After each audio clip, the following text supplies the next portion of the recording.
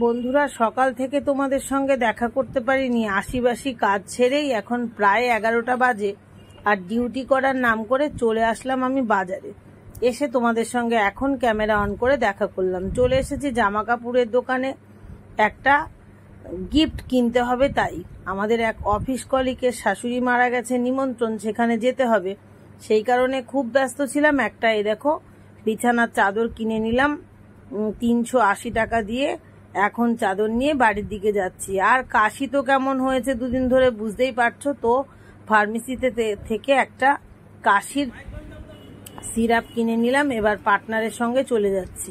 আর পার্টনারও এসেছে, পার্টনারের একটু দরকারে এটিএম থেকে টাকা তুললো। তারপরে কাজ শেষ করে এখন বাড়ি চলে এলাম। প্রায় দুপুর গড়িয়ে আসলো বললেই চলে। সকাল থেকে শুধু চা খাওয়া হয়েছে, আর বাড়িটা ম্যানেজ করছে শুভজিতের বাবা। এবার আমরা সাজুকুজু করে বেরিয়ে পড়লাম সেইখানে।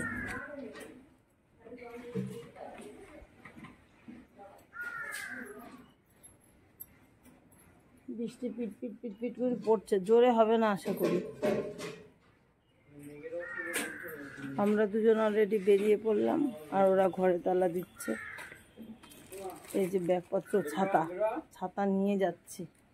বৃষ্টি টিপ টিপ করে পড়ছে তো তাই।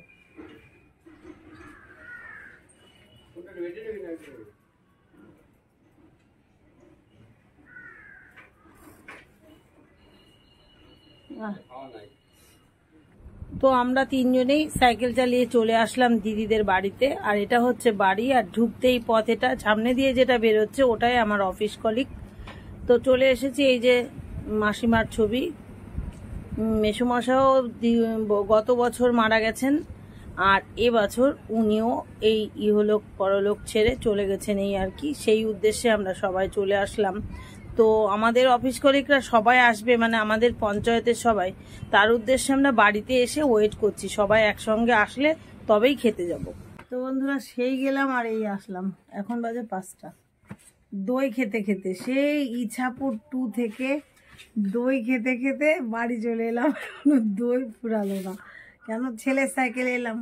বর্মশা ওদিক দিয়ে আবার জবা কিনতে গেল বা ঠাকুরনগর বাজারে, আর আমি এসেই এবার ধপাস করে বসে পড়লাম। বসে বসে থাকতে কষ্ট হয়ে গেছে। সাইকেলে আসলাম না, বাবাইদের সাইকেলে উঠতে এখন একটু ভয় করি, কেন ওয়েটটা আরো বেড়ে গেছে তো। ফেলে দেয় নাকি একটা টেনশন। ওরা তো পারে সব কিছুই, কিন্তু তবু আমার দিক থেকে আমি এক্সাইটেড হয়ে যাই।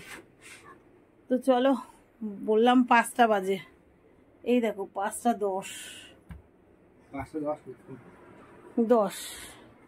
তো চলো জামা কাপড় চেঞ্জ করে নি, পরে দেখা হচ্ছে তাহলে আবার।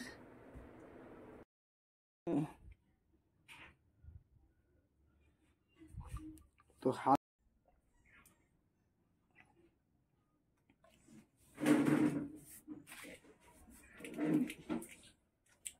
10টা 5 বাজে। মালাগাথা শেষ করে ও কাশির ওষুধটা খেয়ে নিলাম। কাশতে কাশতে জীবন শেষ। সারাদিন তো রান্না হয়নি বাড়িতে। সকালে বিট গাজর ভাজার ভাত হয়েছিল, ঢাকনা লাগিয়ে দাও। এখন রান্না হবে এই রাতে। কি রান্না হবে চলো দেখাবো তোমাদের।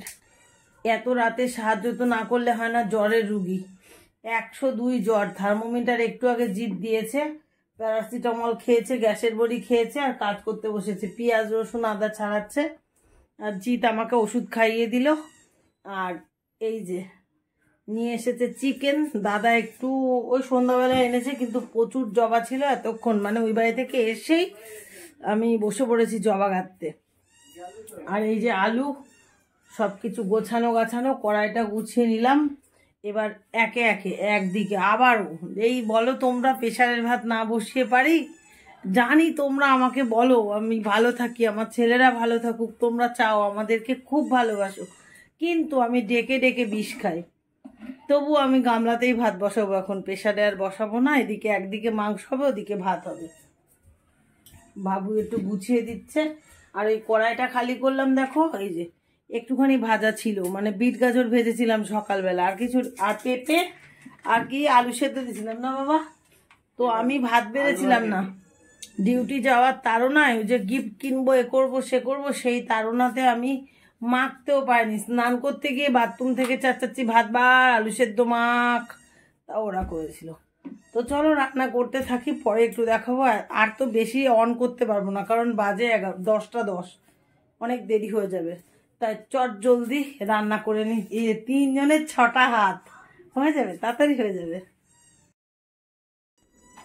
পেঁয়াজ কাটতে বসে বললাম, আর ও পাশে একটা কড়াইয়ে তেল গরম করতে বসিয়েছি, আর একদিকে মাংস আর আলু ভাজা হচ্ছে, আর ওইদিকে জিৎ আবার পা গুলো ছাড়িয়ে দিচ্ছে। সবাই মিলে না হলে তো চলবে না। তো চলো, মশলা কিন্তু এখনো করা হয়নি। পেঁয়াজ ভাজা বসিয়ে দিয়ে আমি যাব আদা রসুন পেঁয়াজ লঙ্কা জিরা বাটতে মিক্সিতে।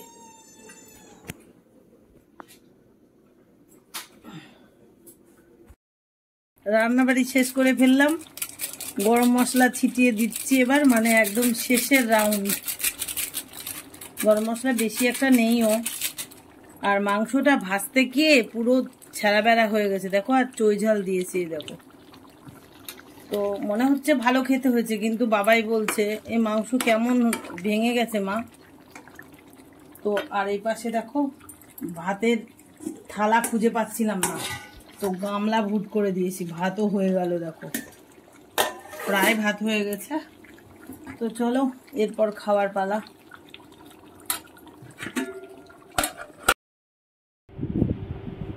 প্রেসারের ভাত দেখানো যাবে না, প্রেসারের ভাত দেখানো বারণ।